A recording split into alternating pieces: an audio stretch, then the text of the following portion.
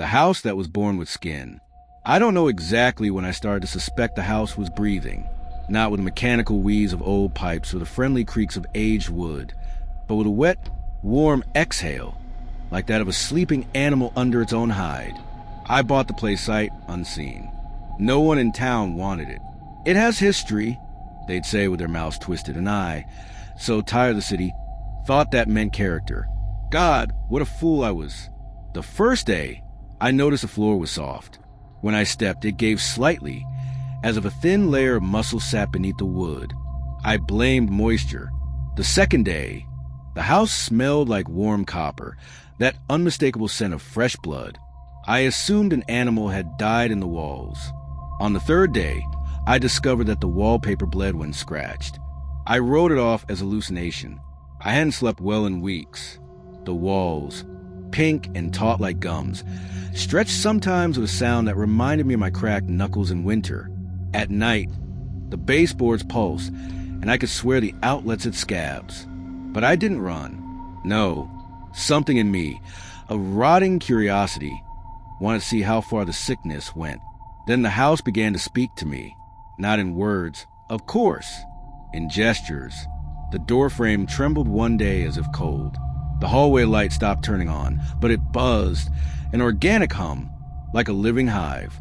One afternoon, I found something like a nipple on the basement wall, inflamed and moist. I touched it with the tip of my finger. It pulsed. I didn't sleep that night.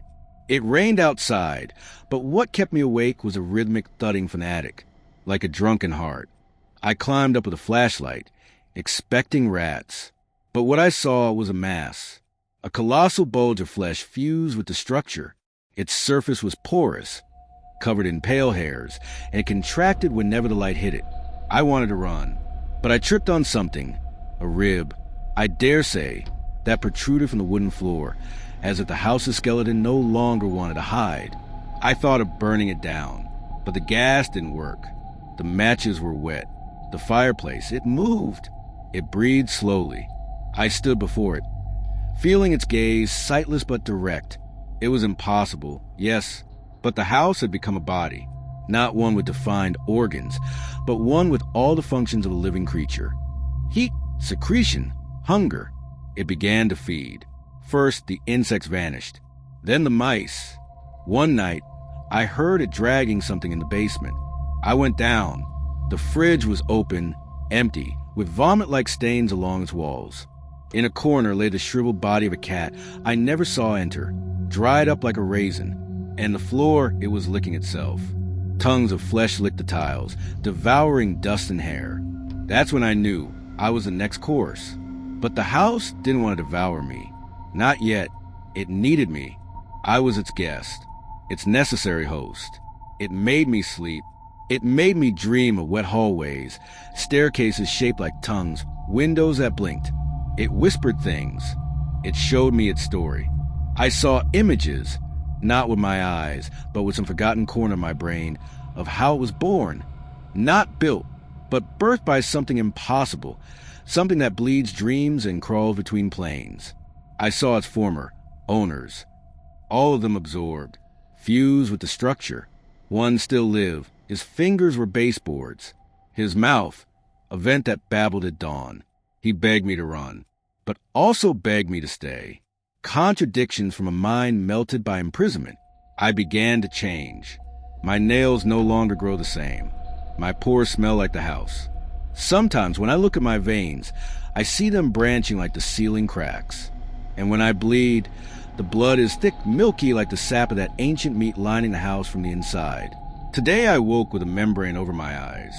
Transparent, but annoying, as if my body wanted to protect me from the air, or time, or the truth. I didn't tear it off. I no longer resist. I only write this as a useless attempt to remember who I was, if only with my fingertips. The words slip away, because the tongue is no longer mine. Sometimes I feel it stretch, slithering along the floor, licking the walls. I realize I no longer sleep in bed. I sleep within the house, within its womb or its mouth, I don't know. And it cradles me, wraps me in its warm walls, its blankets of flesh. It rocks me with its creaks, its fluids. It loves me, cares for me, absorbs me. Soon I'll stop writing. Soon I'll have no fingers. I'll be part of its spine or its tongue or its memory. And when someone else comes along, when someone else buys this house, I'll speak to them from the walls. Maybe I'll whisper through an outlet. Or maybe I'll just watch, with the new I growing in my palm.